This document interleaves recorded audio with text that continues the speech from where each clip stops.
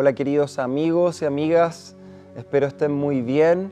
Queremos hoy día compartir con ustedes un video de resumen de las enseñanzas que tuvimos la semana pasada en nuestro Aviva el Fuego durante 3 noches en las que estuvimos hablando principalmente respecto a el altar y los tabernáculos de Dios a lo largo de la palabra.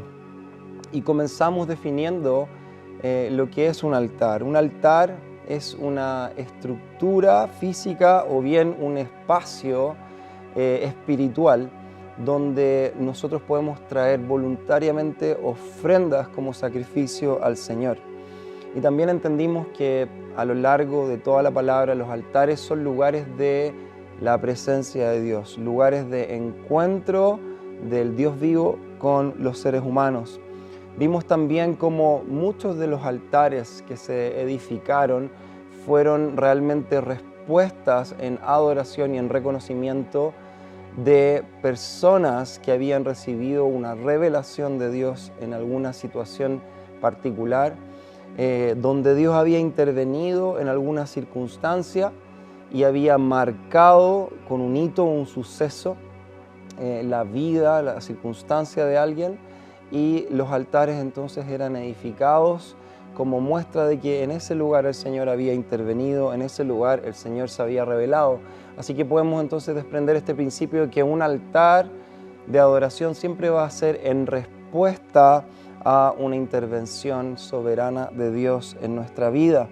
También pudimos ver cómo, por ejemplo, en Génesis 8, Noé, luego del diluvio, al pisar tierra seca, erige un altar al Señor y ahí ofrece sacrificios al Señor como una ofrenda. Y dice la palabra que el Señor le agradó el aroma del sacrificio y se dijo a sí mismo: nunca más volveré a maldecir la tierra por causa de los seres humanos. Más adelante, nunca más volveré a destruir a todos los seres vivos. Mientras la tierra permanezca habrá cultivos y cosechas, frío y calor, verano, invierno, día y noche.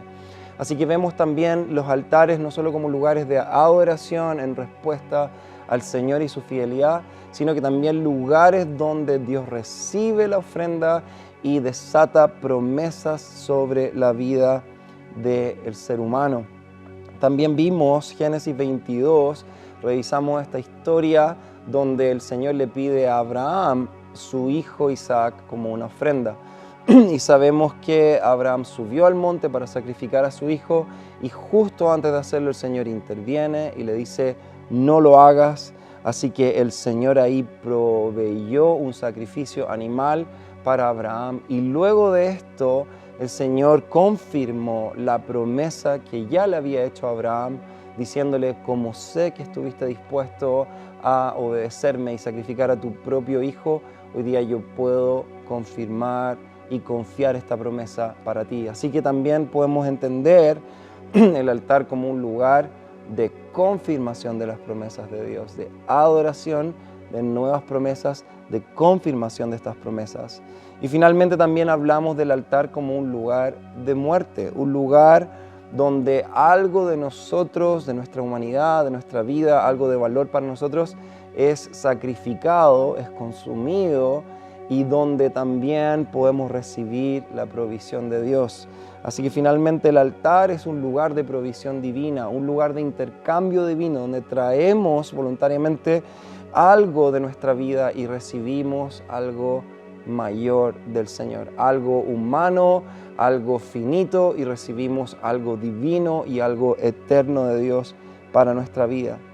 También estuvimos estos días hablando del tabernáculo del Señor a lo largo de la palabra. Hicimos mención al tabernáculo de Moisés.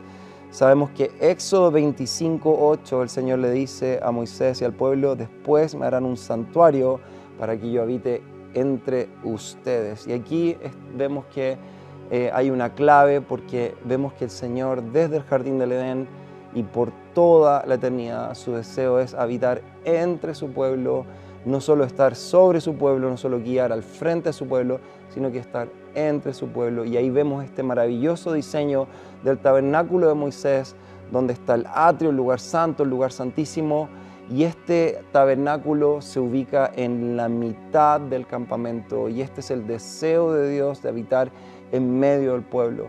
Vimos también que se ofrecían sacrificios porque Dios, siendo santo, no puede estar en contacto y en comunión con el pecado del pueblo, pero aún así, insistimos en la premisa, es Dios queriendo habitar en medio de su pueblo.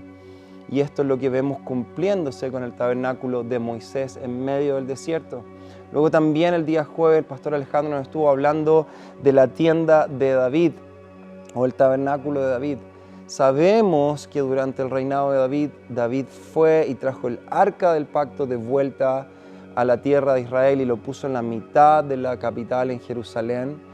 Y aunque en el tabernáculo antiguo se seguían ofreciendo sacrificios al Señor como demandaba la ley, es en la tienda de David donde empezamos a ver un diseño profético de adoración, donde miles de personas están adorando al Señor, sirviendo su presencia 24/7, pero también donde vemos que hay una apertura del espacio que antes estaba guardado tan solo para el sumo sacerdote en el lugar santísimo.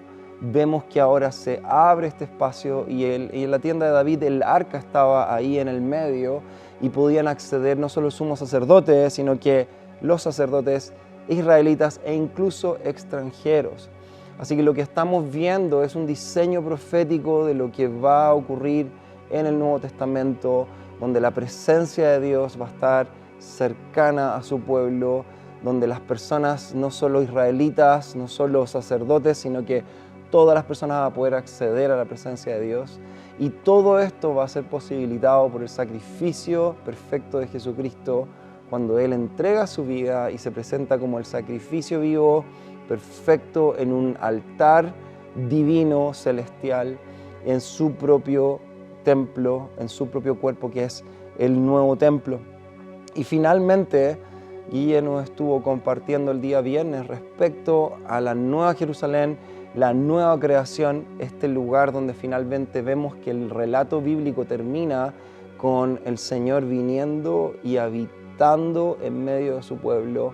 Y vemos que esta premisa, este deseo, este leitmotiv, si tú quieres, está presente a lo largo de toda la palabra, desde el huerto del Edén, en el tabernáculo de Moisés, en la tienda de David, en Jesús, Emmanuel, Dios con nosotros, en la iglesia, el Espíritu Santo en medio de nosotros, en nosotros, Cristo en nosotros, esperanza, gloria, y finalmente en la nueva creación.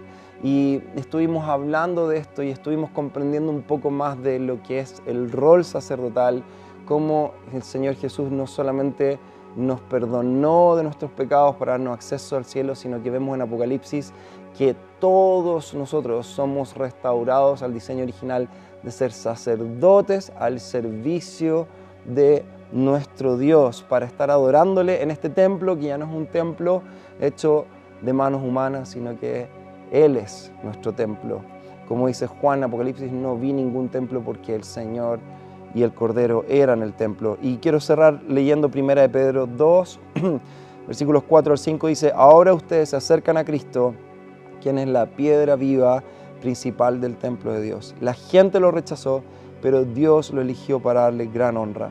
Y eso es tan importante, dice: y ustedes son las piedras vivas con las cuales Dios edifica su templo espiritual. Además, son sacerdotes santos. Por la mediación de Jesucristo, ustedes ofrecen sacrificios espirituales que agradan a Dios. En este pasaje vemos todos estos principios condensados. El templo hoy día somos nosotros, somos templo del Espíritu Santo. Cristo es la piedra angular y es por medio de su perfecto sacrificio y su sumo sacerdocio que nosotros podemos también traer ofrendas, que ya no son ofrendas animales, ofrendas exteriores, sino que son ofrendas de nuestra propia vida, de nuestro ser, de nuestra mente, de nuestro tiempo, nuestras energías, nuestro cuerpo, como dice Romanos 12, como una ofrenda viva, santa y agradable. Podemos traerlas delante del Señor como sacrificios agradables por medio de Jesucristo. Así que hoy día hemos sido ya hechos sacerdocio real y es lo que haremos por el resto de la eternidad.